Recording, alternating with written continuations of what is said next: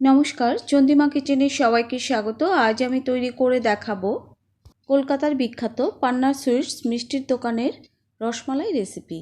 বাংলাদেশি রসমালাই থেকে কলকাতার এই রসমালাই খেতে একটু অন্যরকম স্বাদের হয় আর খেতে ভীষণ স্বাদ।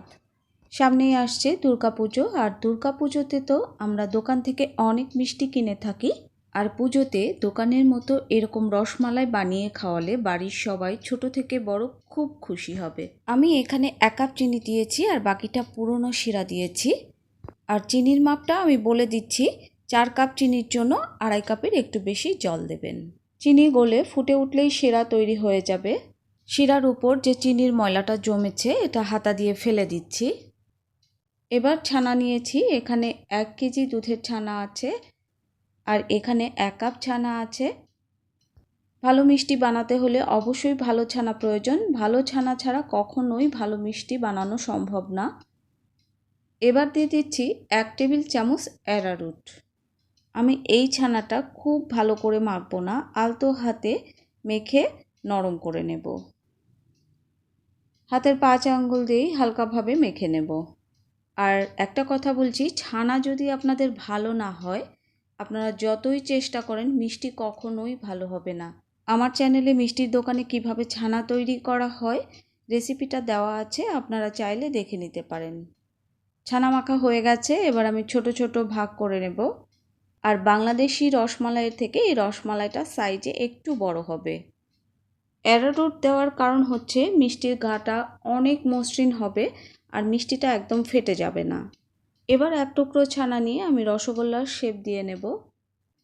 রসগোল্লার শেপ দেওয়া খুব সহজ, আমরা সবাই বানাতে পারি, তাই বারবার দেখানোর কোনো প্রয়োজন নেই। তৈরি হয়ে গেল একটা রসগোল্লা। থালার উল্টো পাশে আমি রসগোল্লাগুলো রেখে দিয়েছি আর থালার উপরে আমি সামান্য তেল মেখে নিয়েছি, এতে রসগোল্লাগুলো শিরায় ছাড়তে খুব সুবিধা হবে। গ্যাস ওভেনটা বন্ধ ছিল, এখন আমি গ্যাস ওভেনটা জ্বেলে দিচ্ছি আর শিরার উপর সামান্য একটু ময়লা পড়েছিল সেটাও ফেলে দিচ্ছি। এবার দিয়ে দিচ্ছি 1 চা চামচের মতো ময়দা। এবার মিষ্টিগুলো আমি ছেড়ে দিচ্ছি, আর ফুটন্ত শিরার মধ্যেই কিন্তু মিষ্টিগুলো ছেড়ে দিতে হবে। আর মিষ্টিগুলো দেওয়ার পর হাতার পেছন দিয়ে হালকা হাতে নেড়ে দিতে হবে, কারণ এই পর্যায়ে মিষ্টিগুলো কিন্তু অনেক নরম থাকে।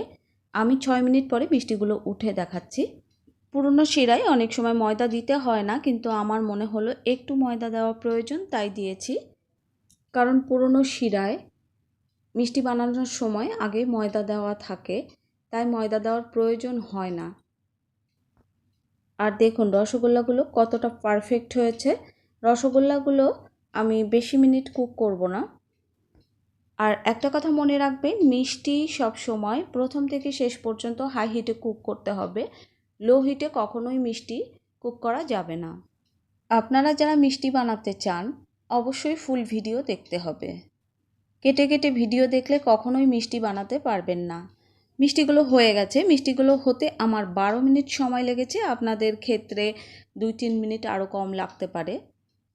এবার মিষ্টিগুলো আমি গরম জলে ছেড়ে দিচ্ছি।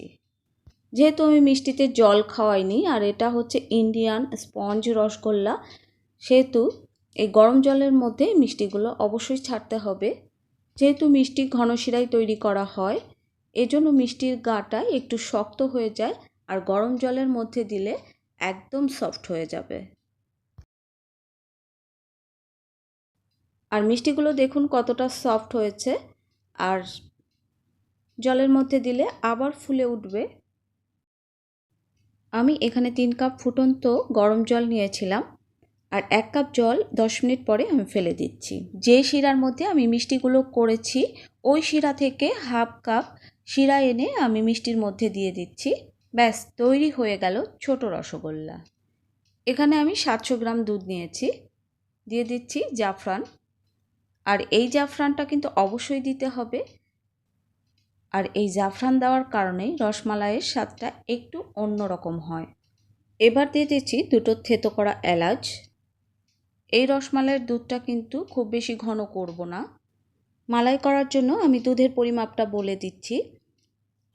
যদি আপনারা চিনি দিয়ে করেন তাহলে 1 লিটার দুধ জাল দিয়ে হাফ লিটার করতে হবে, আর যদি মিল্ক মেড দিয়ে করেন দুধটা কম দিলেও হবে। এবার দিয়ে দিচ্ছি ফুড কালার। আমি জাফরান কালার দিচ্ছি। কালারটা আমি ততক্ষণই দেব যতক্ষণ পর্যন্ত মিষ্টির দোকানের কালারটা আসবে। আমি দুধটা শুকিয়ে 500 গ্রাম করে নিয়েছি। এবার দিয়ে দিচ্ছি হাফ কাপ মিল্ক মেড। মিষ্টির দোকানে চিনি দেওয়া হয়, আপনারা চাইলে চিনি দিতে পারেন। যেহেতু আমি মিল্ক মেড দিয়েছি তাই বেশি ঘন করব না, কারণ মিল্ক মেড দিলে এমনিতেই ঘন হয়ে যাবে। দুধের মালাইটা বানানো হয়ে গেছে। এবার আমি গ্যাস বন্ধ করে দেব আর দুধটা আমি ঠান্ডা করে নেব নেড়ে নেড়ে। আর এই রসমালাইয়ের মালাইটা খুব ঘন হয় না। এবার রসগোল্লাগুলো শিরা থেকে তুলে আমি হাত দিয়ে ভালো করে চিপে নেব। রসগোল্লার ভেতর থেকে সম্পূর্ণ শিরা আমি বের করে দেব। এবার মালাইটা আমি দিয়ে দিচ্ছি।